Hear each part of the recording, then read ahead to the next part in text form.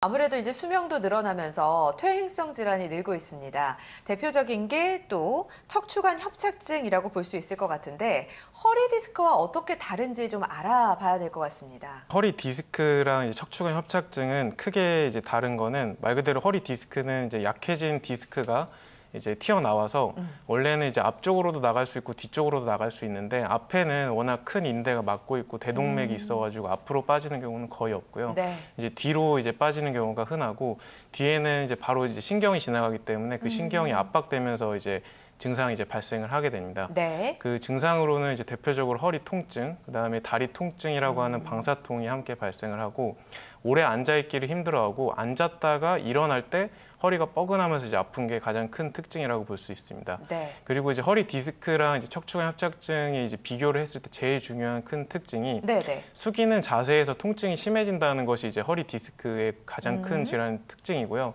서 있거나 오히려 걸을 때는 괜찮아지는 게 좀 이제 특징적인 질환입니다. 네. 그에 반해서 이제 척추관 협착증은 말 그대로 이제 나이가 들면서 퇴행성으로 이제 황색 인대라고 하는 이제 노란 색깔 인대가 있는데 그 인대가 이제 비후화가 되면서 두꺼워지고 그로 인해서 척추관이 이제 좁아집니다. 그러면서 말 그대로 이제 물리적으로 공간이 좁아지기 때문에 신경 흐름이 방해가 되면서 증상이 나타나게 되고요.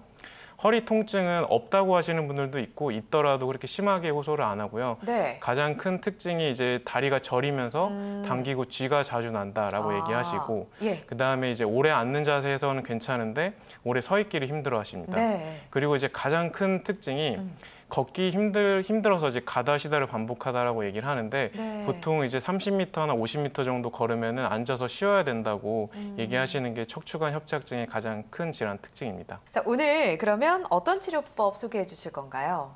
일단 디스크 협착증 단계별 치료로 있습니다. 이제 무조건 디스크나 협착증이라고 해서 수술을 하거나 이런 게 아니고 치료에는 이제 스텝 바이 스텝으로 이제 단계가 있습니다. 그래서 초기에는 이제 허리 주변의 근육 통증을 많이 호소를 하시고 이때는 방사통을 호소하시는 경우는 거의 없습니다. 그래서 처음에는 이제 약물 치료, 그다음에 물리치료, 뭐 도수치료 이런 것들을 시행할 수 있고요. 그다음에 이제 중기 정도가 되면은 이제 그 허리에만 있던 통증이 엉덩이랑 다리 쪽으로 내려오고, 예, 보행 시에 이제 다리 저림과 심함, 그다음에 아프다고 호소를 하시고 이제 누워 있으면 좀 편하고 이런 게 좀 특징적으로 있습니다. 그래서 이런 경우에는 이제 풍선 확장술 이나 아니면 수액 감압술 뭐 이런 것들을 해볼 수가 있고요. 여기까지는 그래도 수술은 아니고 시술로서 좀 치료를 할 수가 있는 거고 네. 이제 말기로 이제 심해진 경우 예를 들어서 이제 앉거나 누워 있을 때도 아프고 밤에 이제 자꾸 깨고 그다음에 조금만 걸어도 아파서 쉬어야 되고 이런 경우에는 이제 말기인데 이때는 어쩔 수 없이 이제 시술로서는 좀 해결하기가 힘들고 수술을 진행을 하는 경우가 많고요. 요새 이제 많이 하는 게 최소 침습이라고 해서 양방향 내시경, 네. 말 그대로 허리 근육을 최대한 보존하면서 하는 수술을 많이 권하고 있습니다. 자, 그럼 이렇게 단계에 맞는 치료법을 선택하는 게 중요할 것 같습니다.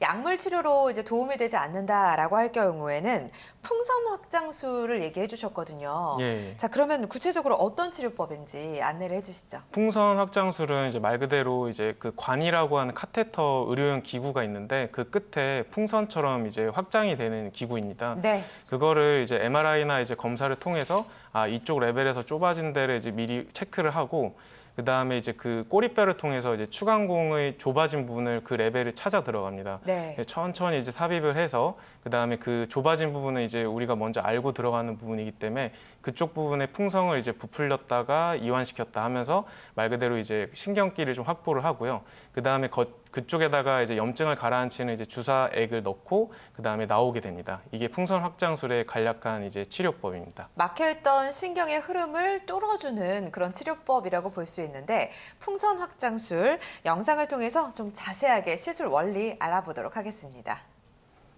환자분께서는 이제 엎드린 자세로 있고요. 한 1, 2mm 정도, 크게는 3mm 정도 절개를 한 다음에 말씀드렸던 이제 기구 카테터를 꼬리뼈를 통해서 이제 들어가게 됩니다. 네. 천천히 들어가게 되면은 이제 미리 MRI로 확인한 레벨로 이제 찾아서 들어가서 그쪽에 이제 추간공이 이제 좁아진 곳을 이제 확인을 합니다. 네. 이때 이제 풍선을 이제 살짝 이제 늘리면서 이제 아플 수가 있기 때문에 예. 이제 천천히 확장 이완을 반복하고 약물을 뿌려줍니다. 그리고 만약에 또 다른 군데가 또 좁아진 데가 있다면 그쪽도 마찬가지로 풍선을 확장, 이완을 해서 공간을 넓혀주고 약물을 뿌리고 이제 시술을 마치게 됩니다. 네, 자 그럼 풍선 확장술로 척추 질환을 치료한 사례 중 예후가 좋은 사례 소개를 해주시죠. 사례는 이제 두 분에 대해서 소개를 드리겠습니다. 첫 네. 번째 환자분은 이제 56세 여성이었고 전형적인 이제 주부셨습니다. 이제 허리가 증상이 아프면서 점점 다리가 저려오고 이제 오래 서거나 걷기가 힘들다고 얘기를 하셨습니다. 네. 그래서 오래 앉아 있기가 힘들며 앉았다가 일어나면 허리도 바로 펴지지 않고 허리를 숙일 때마다 통증이 심해지는 경우입니다. 네. 이 환자 같은 경우에는 사실 이제 디스크 질환도 있고 이제 협착증 질환도 있는 이제 두 개가 동시에 있는 질환 분이셨고요. 예. 이런 환자분 같은 경우도 이제 튀어나온 정도가 이제 그렇게 심하지 않은 말기가 아닌 경우에는 풍선 확장술을 이제 할 수 있습니다. 그래서 이제 풍선 확장술을 하고 난 후에는 이제 빨간 색깔 이제 원이 이제 좁아진 그 척추관 협착증이랑 그다음 디스크 탈출증이 이제 동시에 있는 부분인데 네. 풍선 확장술을 하고 난 이후에는 네. 이제 그 길이 이제 말 그대로 이제 뚫렸죠. 그다음에 이제 신경 압박에 의한 염증과 부종, 그다음 그 유착된 것들이 제거되면서 허리 통증이랑 다리 통증이 개선된 사례이십니다. 다음 사례도 소개해 주시죠. 48세 여성분이셨고 이분 같은 경우에는 이제 사실 편의점을 좀 운영하시면서 조금 몸을 이제 고되게 쓰시는 분이셨는데 네. 이분 같은 경우는 증상이 이제 허리를 뒤로 젖히면 이제 통증이 심해지셨고 주사랑 약물 치료 같은 보존적인 치료, 초기에 하는 치료들을 다 했음에도 불구하고 양쪽 종아리에 쥐어짜는 듯한 통증이 점점 심해져서 내원하신 분이십니다. 네. 이분 같은 경우에도 이제 말 그대로 디스크 탈출증은 이제 초기에서 한 중기 정도, 그 다음에 이제 그 뒤에 있는 척추관 협착증도 중기 정도의 소견을 보입니다. 네. 사실 그래서 이제 이분 같은 경우는 이제 주사 약물 치료를 먼저 해보는 게 맞고요. 그러고 나서도 호전이 안 된다고 하면 풍선 확장술을 할 수 있는 좋은 이제 적응증의 사례이고요. 풍선 확장술을 이제 한 다음에는 그 치료 전에 빨간색으로 이제 좁아져 있고 이제 길이 거의 좁아져 있는 저 상태에서 네. 약간 이제 넓어지면서 신경 자극이 사라지고 깨끗하게 내려가는 것을 확인할 수 있습니다. 그러면서 이제 증상도 이제 걸을 때 허리가 아프거나 다리까지 저렸던 것도 증상이 개선된 사례이십니다. 네, 개인의 증상이나 정도에 따라 치료 효과는 차이가 있을 수 있고요. 아무래도 이제 연세가 드신 분들이 많이 불편해 하시기도 하잖아요. 예. 그런 고령인 분들도 치료 대상이 될 수 있을까요?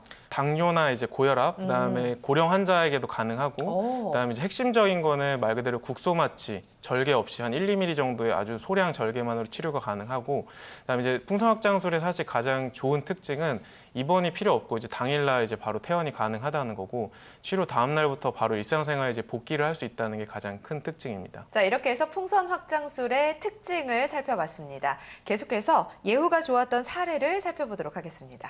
55세 남성이셨고요. 이분 같은 경우는 이제 택시 운전을 거의 20년 가까이 하셨던 분이십니다. 네. 이제 3개월 전부터 허리 통증 및 왼쪽 다리 쪽에 저림 증상으로 오셨고요.